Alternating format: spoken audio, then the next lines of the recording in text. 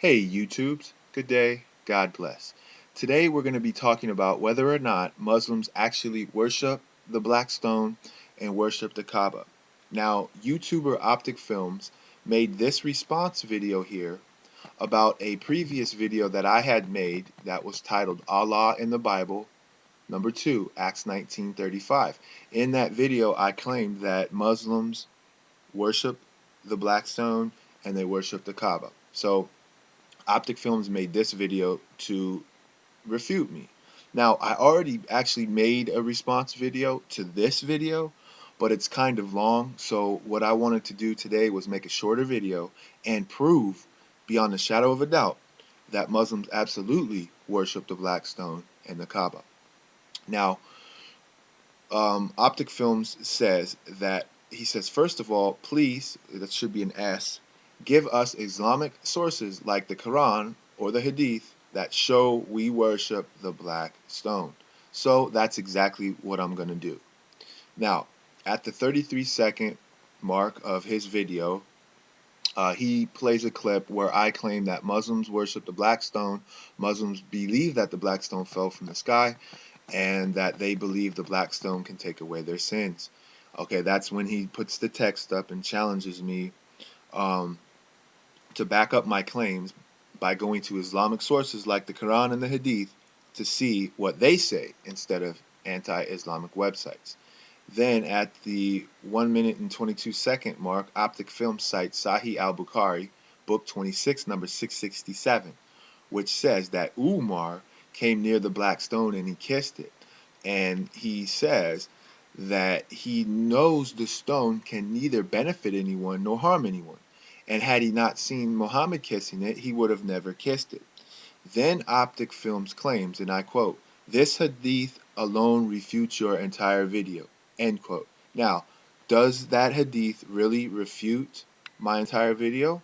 Well, if we look at Muwatta, book 20, number 116, it clearly tells us that when Umar said this, he was doing tawaf around the Kaaba.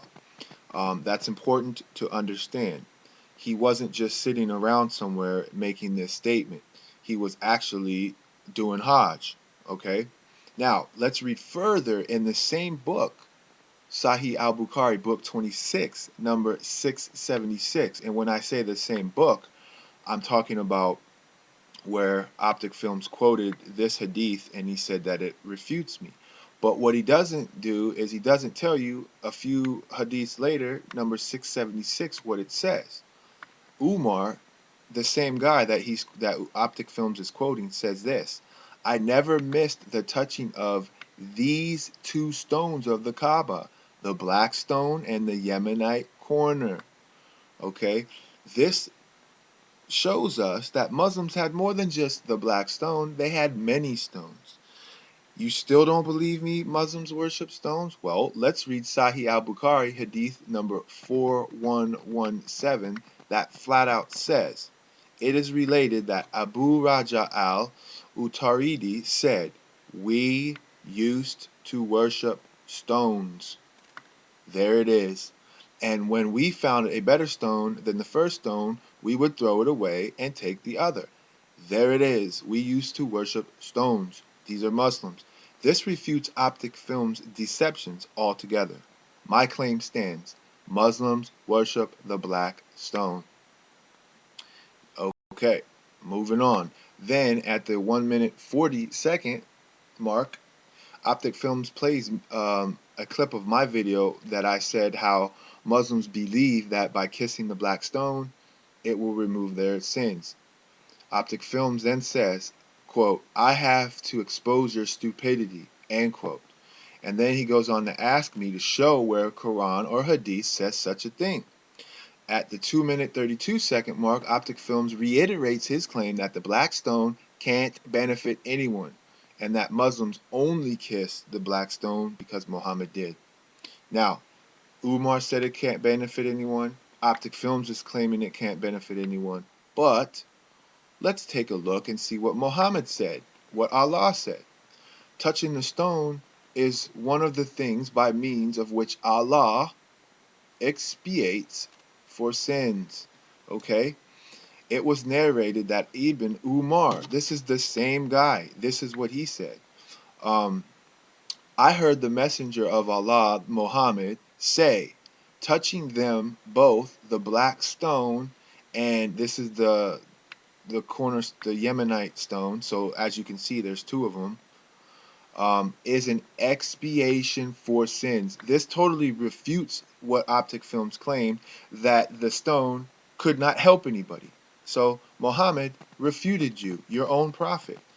This can be found in Tirmidhi 959. So if you want to go look that up, there it is.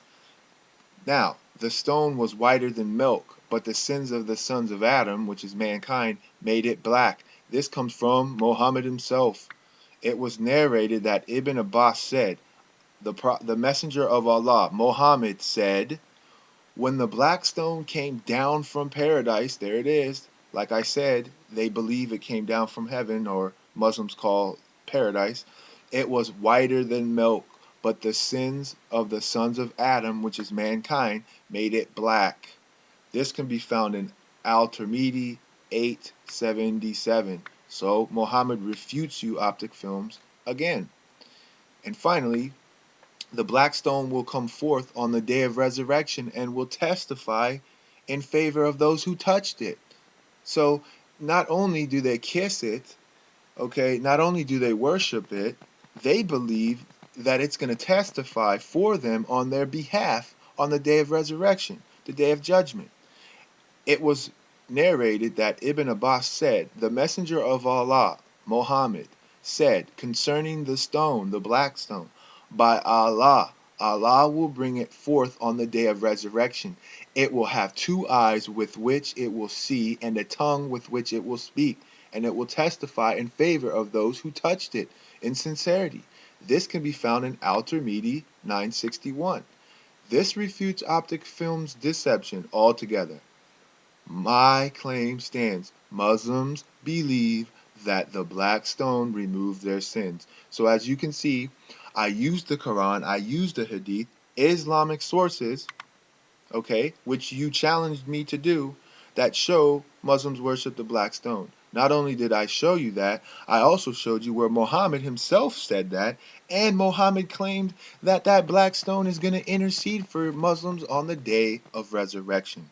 So you've been thoroughly refuted by your own prophet. Now, let's just throw this in here. In my video, I also claimed that Muslims and pagans used to walk around the Kaaba naked. Okay, now Optickfilms disputes my claim that Muslims fornicated around the Kaaba and circled it naked. Okay, now in my video, I cited Sahih Bukhari, book 8, numbers 365, which says that no pagan is allowed to perform Hajj after this year, and no naked person is allowed to perform the Tawaf around the Kaaba. Now, Optickfilms claims that this was only the pagans and not the Muslims. But I showed that the Hadith clearly doesn't indicate that the pagans were the only ones walking around the Kaaba naked, as indicated by the word and. You see, when it says that no pagan is allowed to perform the Hajj and no naked person, that means that the pagans were not the only naked people walking around the Kaaba. So this hadith refutes you. Now, if we also look in Sahih Muslim, Bashir al-Nawawi, Volume 9, Book of the Hajj, which is Book 9 of Sahih Muslim, okay, Beirut, Lebanon, in 2006, page 401, says that Isaf bin Baka, or bin Umar, and a woman named Bint Shahil were turned to stone statues for committing what? Adultery inside the Kaaba. These two people were having sex inside your holy Kaaba. Okay, Allah, it says that Allah turned them into statues because of it. These statues were placed on the Safa and Al-Marwa. These are two places Muslims have to visit in Hajj pilgrimage. And you can read about that in the Quran, chapter 2, or I should say Surah 2, Ayah 158. This refutes Optickfilms' deceptions altogether. My claim stands. Muslims fornicated around the Kaaba. So there it is from your own trusted sources, your Quran and your Hadith. You guys worship the black stone. You worship the Kaaba. Good day. God bless.